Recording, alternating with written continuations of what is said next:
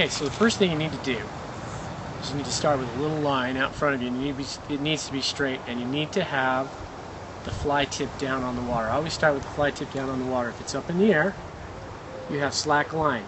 And when you go to cast, that slack line between the rod and the water, you have to overcome that with your cast. But if you start with your rod tip down and the line down, there's less line to worry about.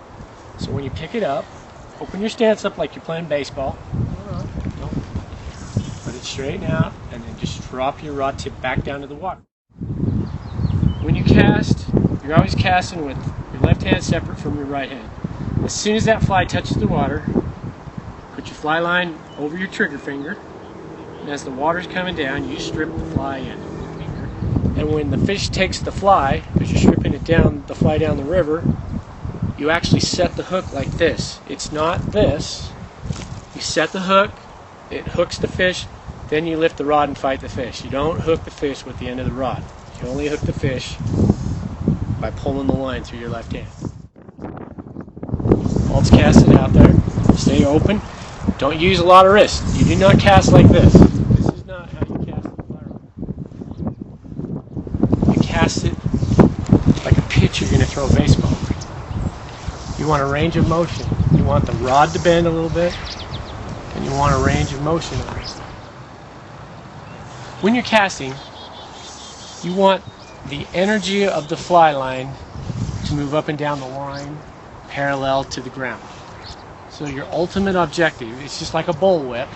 You have heavier line on a fly line closer to you.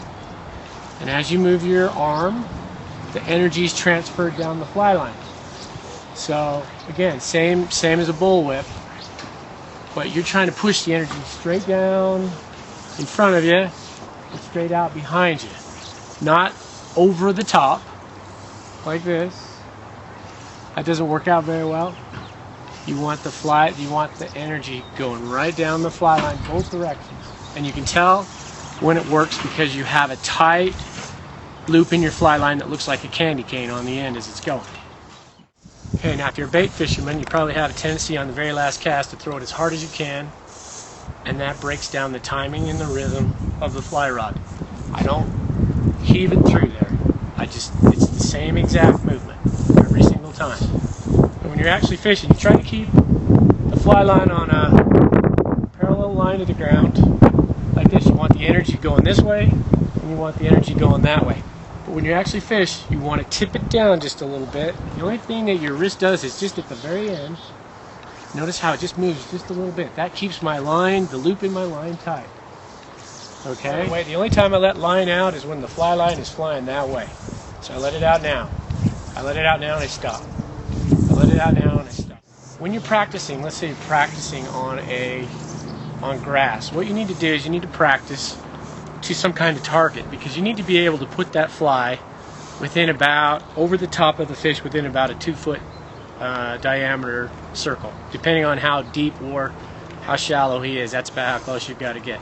The other thing is don't try to cast too far. When you're actually on the water, a 25-foot cast is about all you want, because you can't control the line and the currents in the line in the water. They'll give you a lot of problems.